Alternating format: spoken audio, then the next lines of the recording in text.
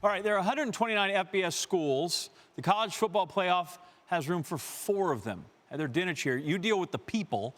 This is the playoff predictor. It's a number cruncher. For the moment, ignore this because these are not the rankings. It's not Clemson, Notre Dame, Alabama, Ohio State. We'll get to that in a moment. First off, though, let's go with Ohio State because now they've upset the apple cart by taking out Michigan, who was number 4. So as you see it, that does what to the rankings coming Tuesday?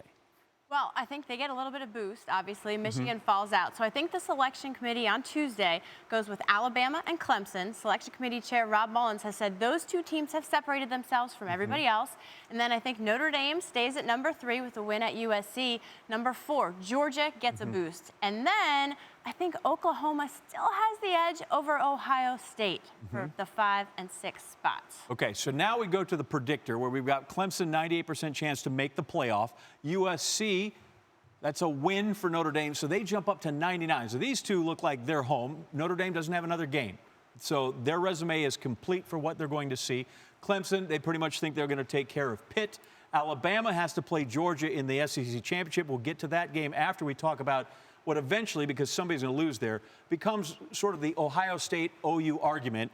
And we see that where? Because Ohio State's put up one really good game, and OU's put up a bunch of stinkers defensively, but still wins. On paper, these teams are so similar that it would be a very difficult debate for the selection committee.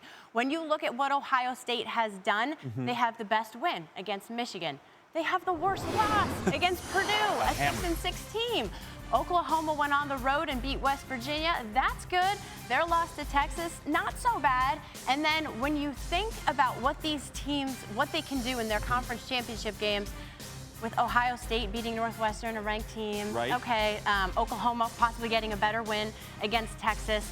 So when the selection committee sits down, it will boil down to that if everything else holds, which is why on Tuesday night, do pay attention to where those 2 teams are, because while it's not a definitive answer of what they might do for that 4th spot, it's certainly an indication of what they might be thinking.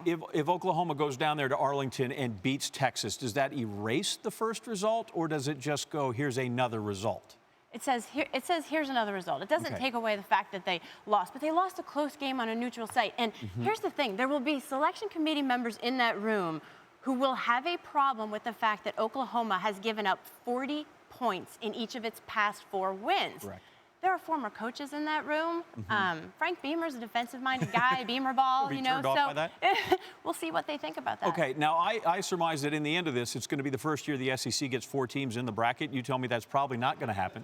But Alabama and Georgia are going to play. Is there a chance that the game is sort of meaningless and that they both show up in the Final Four?